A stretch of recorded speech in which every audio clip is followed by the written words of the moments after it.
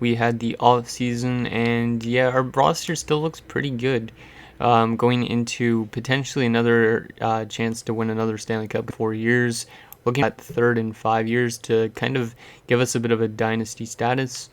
So the only thing that kind of really changed about our roster is the fact that Patrick Waugh is now down in the minors because he's dropped off too much, and Tobias Hines, who's another franchise goalie we drafted back in 2024, he's going to be backing up Ross Carter for the season. So we have a pretty good 1-2 punch in net, and then we also have some youngsters making their debut, including Pozo, and I think that's it, maybe. Yeah, I think that's it. So yeah, anyways, it should be a pretty good season. Hopefully, like all those older guys, hopefully they don't drop off too much throughout the course of the season. And yeah, hopefully we have a good season. So let's start up the season simulation and see how we do. If we're really bad at the trade deadline for some reason, I might be poised to just stop the episode. The playoffs, like McArdle was a pretty two-way force on like the third line, so hoping for more of the same from him. Off to a good start here in the preseason, not a surprise though. We're scoring a lot of goals actually as well. We only had one, yeah, we're scoring almost pretty, even if it's just the preseason where we're going young rookies and one. Okay, so season, let's start up to, yeah, let's just go a month at a time, why not? See how we do. Hopefully we can do pretty good. The night that I'm recording this, there's actually the NHL draft, so I'm kind of interested to see who my favorite team, the Sens, take, considering Columbus, who's my other favorite team, doesn't have a first round. They traded it to Ottawa. A great start to the season, 2 big and offensive-based games too. We've only allowed 3 goals in 3 games. But then again, last year Ross Carter took home the Vezina, I think it was, so he could be poised to win another, which would be pretty crazy.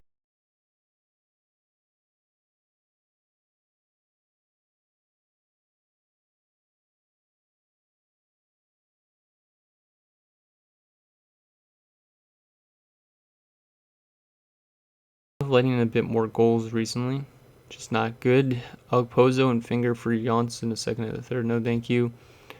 It's funny that the Islanders want Pozo because this is technically like the season that Kyle Okposo, like the actual Okposo, would have played it like 2009, but still it's kind of funny. For Turnstrom a second, I like Okposo because he, like, even though he's a grinder, it's something we don't really have a whole lot of, except for Rolf Kulp, who's not really takes a lot of penalties for our more standing guys. Basically, I think the standings looking wild card spot in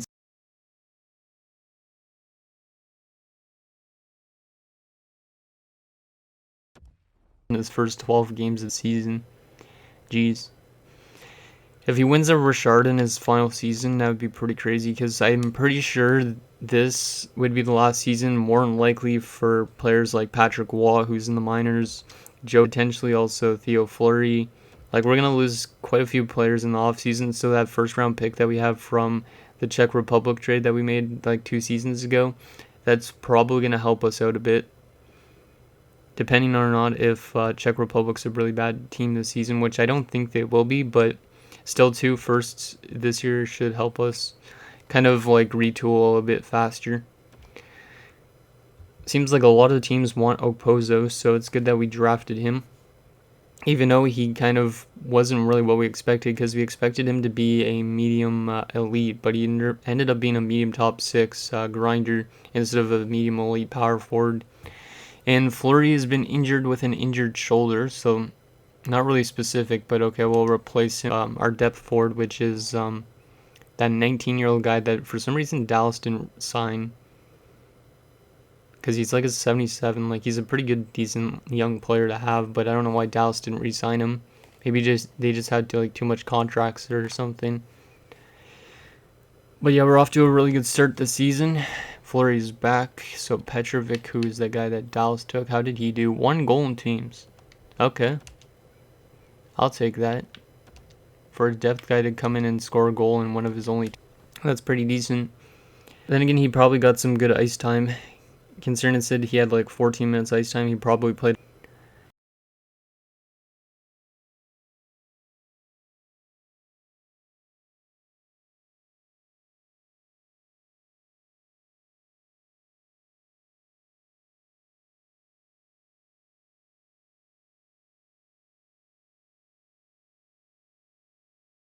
30 something.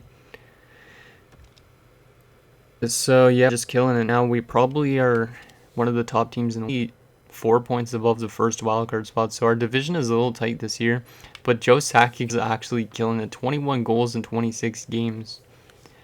Wow. Okay. So we are actually the top team in the league, or tied for the top team in the league. So that's good. And the Anaheim Mighty Ducks are turning it around, which is good too for them, because they kind of had like a bit of troubles in terms of how they've been handling their team, because they don't have like they didn't have the best goalie prospects for a few years, like that, a couple 60s in net, and I think that's what kind of made them drop off and not make the playoffs multiple times. But I guess all those draft picks that they've been accumulating have helped out. And then again, we actually made a trade with them as well, like 2 or 3 seasons ago when we acquired Ryland Keefe, so that trade probably helped them out to an extent, because I think we gave them a goalie prospect. Game against Dallas. Come on, boys. There's a nice win, 3-1. How's Czech Republic doing? They're doing really good, so yeah, that pick is not going to be the best pick, but at least still going to be a first rounder. Like, if we absolutely need to, we could trade that in our own first, but I don't think I really want to do that, considering we have a lot of guys aging, so. Avalanche as well, I forgot about, is getting up there in age. He's like 5 probably by now. So he might be one of these guys that decide to retire at like 36 if he drops off. So Kavana, who we just drafted in last episode, has been injured in the AHL, so we'll replace him currently. And Loktionov, who's in the minors as well, was injured. God damn. It seems like always when there's one injury in the minors, then there's multiple. So we've lost a couple games this month, but we're still playing really good. We're almost at 25 wins on the season already. Game against the Finns, who I think, didn't they make the playoffs last season for like the first time? Oh man, I wish I would remember some of this stuff, because like literally, like I said in the last episode, I had not recorded an episode of this in like 3 weeks, because I've been recording a lot of 2K episodes, and I had all these GM episodes kind of pre-recorded, because like with the playoffs, it's like I could record 4 episodes consecutively, and then that way I have stuff for the next weeks. Zach Sanford is on waivers, but I don't really want to claim him, I don't think. He's not bad to have as like a depth guy. And how long has he signed? Only 1 year. I don't really want him, though. Because he'd be assigned to our minors anyways, and we don't technically need him. Okay, so 23 wins here at January 1st. How is the standings now?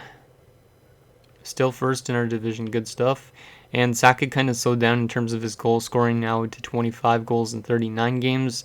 But he's still probably up there in the league, I'd assume. Maybe a few guys are better than him, but not much. Let's go another month. We're going to get close to the trade deadline, and then like I'll always what trades happen around the league, because we're probably not going to be making much deals this year unless we get an offer that I can't refuse. Just because like I don't really like making trades when like your team is already playing really well. It's best not to maybe screw with line chemistry, even though that's not a thing until NHL 20.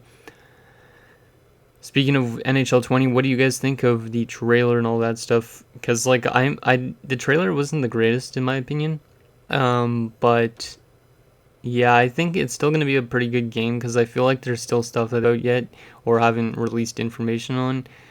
Like I'm hoping that they still have roster sharing, because I want you guys to be able to experience rosters like this, but who knows? Maybe you guys know by now. I don't know for sure when EA is going to release all this information.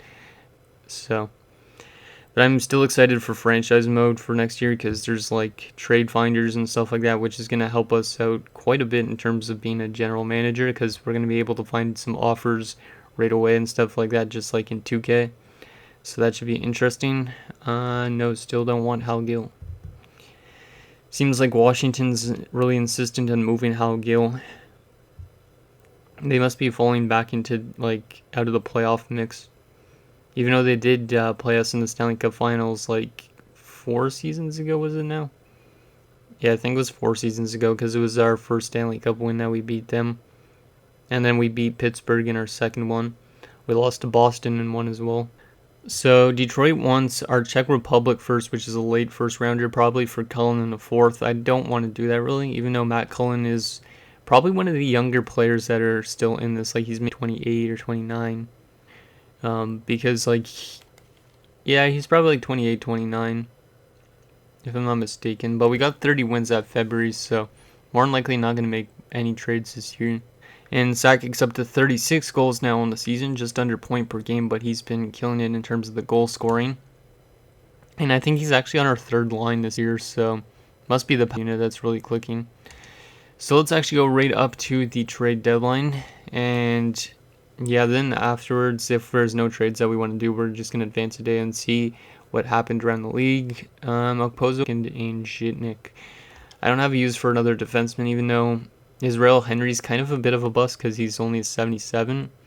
He had past that, but I'm still hoping that guy, if he gets a top 4 role against the Phoenix Coyotes, who we played conference finals.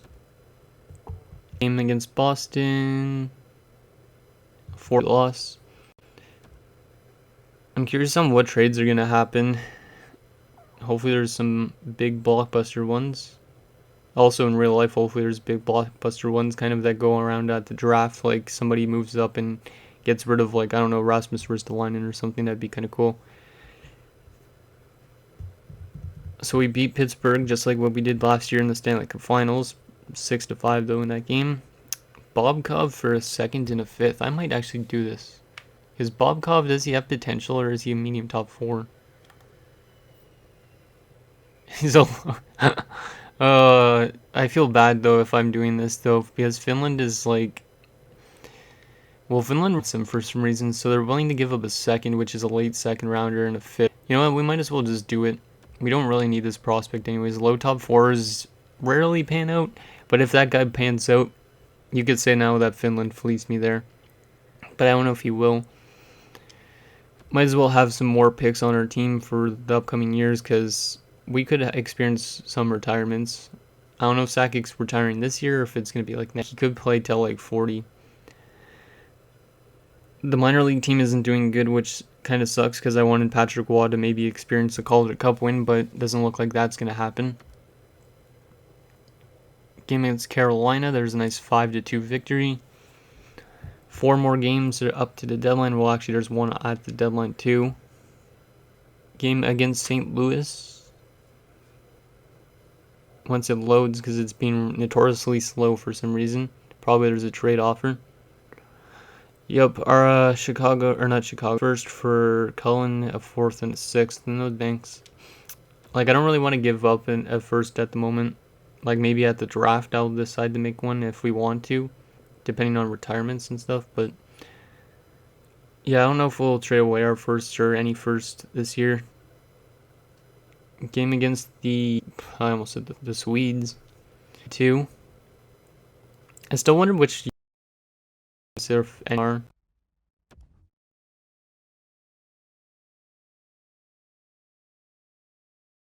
It's the Mighty Ducks, who are definitely turning it around quite a bit, and we beat them 6-2. Stefan Yell, our former players in Boston, like he was in real life, I think, around this point in time, maybe as well. And a second for Pozo, and thank you. Okay, so yeah, we're not making a trade. There's a trade. Go past the deadline, and we'll take a look at the trade. So 37 wins after the deadline now.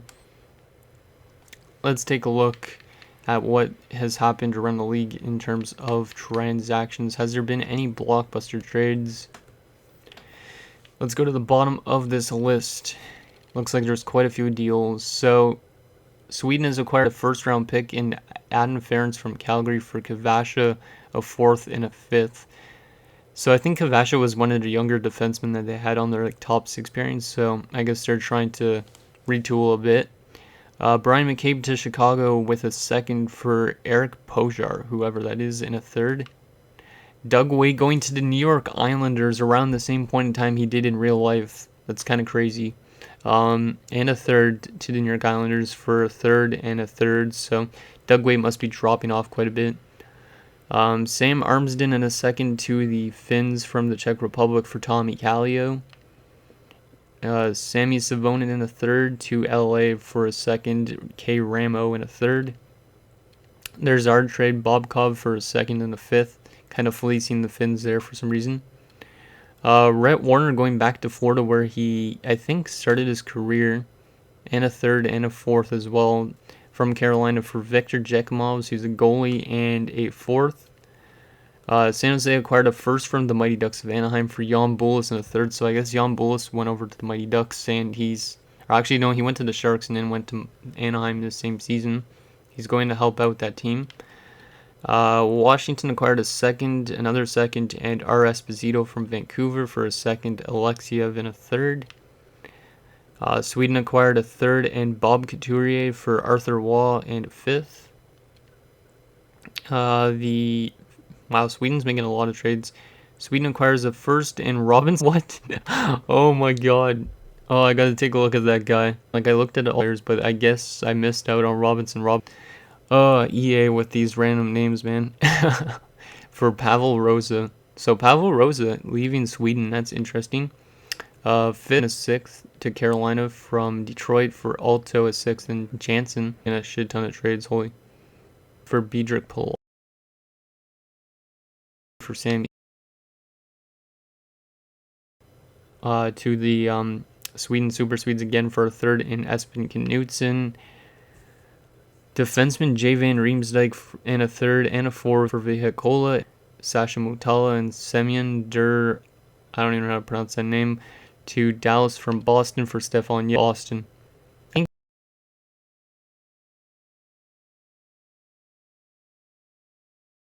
And Larry to Washington from Calgary for Hal Gill in a second, and two others for Mark Savard.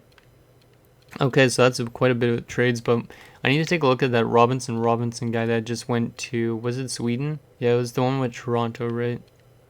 Yeah, to Sweden. I want to take a look at Robinson. I don't know when he was drafted because I don't remember any guy named that in the draft. Sorry about that. Let's take a look at Robinson. Let's see. Sweden Super Swedes. Robinson, where are you? Or is he in the minors? Yeah, he must be a minor league player currently. Or he's unsigned. Yeah, he's unsigned. Okay, we're gonna have to go to the contract things to find out what this guy looks like and stuff like that. Well, not looks like, but still, I want to take a look at what his potential is, because if he's a really good player, that wouldn't be that bad to see some guy with some cool ass name like that in the playoffs eventually or something down the road. Let's see. Sort by last name. Robinson in the system. Oh, there you go. Robinson is a low top 9. Okay, so he's not that good, but still, look at this guy. 6th rounder 2 seasons ago. Robinson, that's funny. Okay. Anyways, I don't want to waste more time with that. Let's get the rest of the season simulated and see who we're up against in the first round. As I just realized, Joe Sakic has 44 goals just after the trade deadline, which he should definitely beat 50 goals this year. Probably going to be the guy that takes home the Maurice Richard, unless there's somebody else like Solani on another team that's killing it. Because with this build, it seems like there's a lot more offense in terms of how players produce, and then players make the NHL at younger ages and lower overalls and whatnot. Can we hit 50 wins this season, if that's still a possibility even? It's not as good of a season, obviously, as last year, but whatever. It's probably because our fourth line is a bit weaker than normal. Darmour was never injured, so that was just a day-to-day thing. We lose to the Germans. Yeah, we're kind of struggling a bit recently, but oh well. As long as we make the playoffs and we make a good push for a Stanley Cup, I'm fine with that. Game against San Jose, loss. Game against the Mighty Ducks, we beat them. 4 more games, Edmonton, the Swedes, Edmonton again, and the Sharks. Okay, so we can't hit 50 wins, but we could hit 46 at the most, which is still, or 47, my bad, which is still pretty good. Oh, and Okpozo's been down with an injury for... he'll be back for the playoffs, so that's good. We always get injuries right near the end of the season, it seems like. At least the last few seasons. And the last game, Okpozo is back for Petrovic is growing. This guy actually might be a pretty good guy to keep around for like a fourth line center role, considering how young he is. Scratched Okpozo. He actually has good face-off stats, and that's why I've been playing him as a center, if you guys didn't know, because he has a 78 on his face-off dot.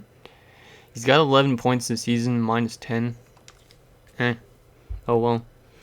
Okay, so 46 wins, 22 losses, 12, or maybe it was 24 losses and 12 ties. I don't even know how to read that thing still. Let's take a look at our player stats. Oh, damn, my knuckles just cracked. Okay, so player stats leading the way, 70,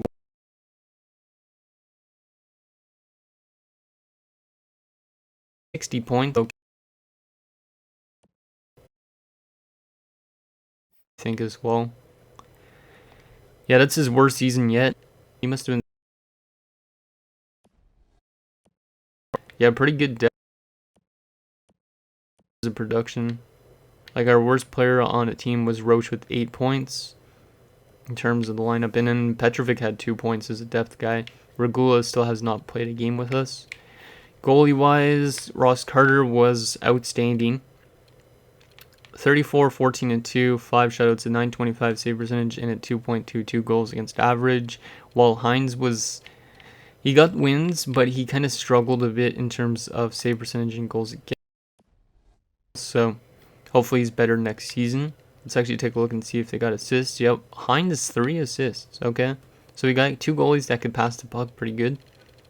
Combined 5 points between the two of them.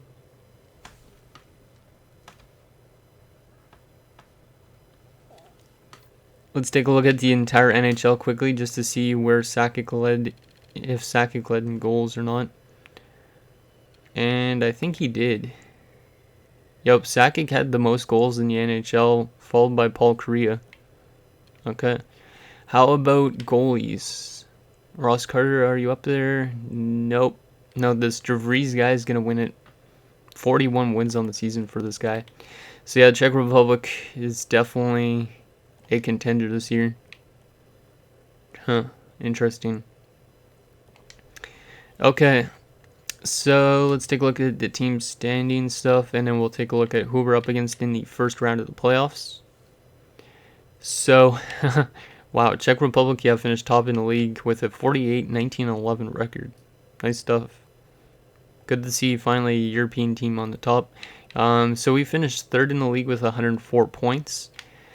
In terms of goals for per game, we are the second best behind the Montreal Canadiens with 3.07 goals against average, or goals for per game average, not goals against. Thank God. Goals against per game on average, we were the fifth best with a 2.4. Not too bad. Power play percentage, we were not the greatest. So our power play could definitely use some work. All the way down here at 20.2%. We had 5 shorthanded goals against too, which is kind of iffy. Our penalty kill percentage, though, we were the second best in the league with an 85.7, so we're a better defensive team, it seems like, right now. And we had the most shorthanded goals in the entire NHL with 8. Damn. Okay, so pretty good season for the most part. Our power play unit might need some work going into the playoffs, but hopefully that gets started clicking in. So let's see who we are facing in the first round of this playoffs. Hopefully it's a team we could beat.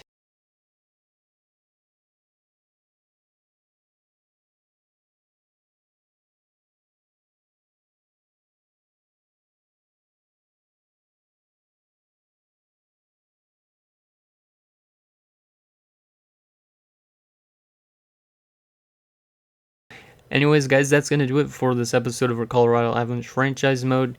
So next episode, we will take it to the first round of the playoffs when we face the San Jose Sharks. So thank you guys so much for watching, and I'll see you guys next time.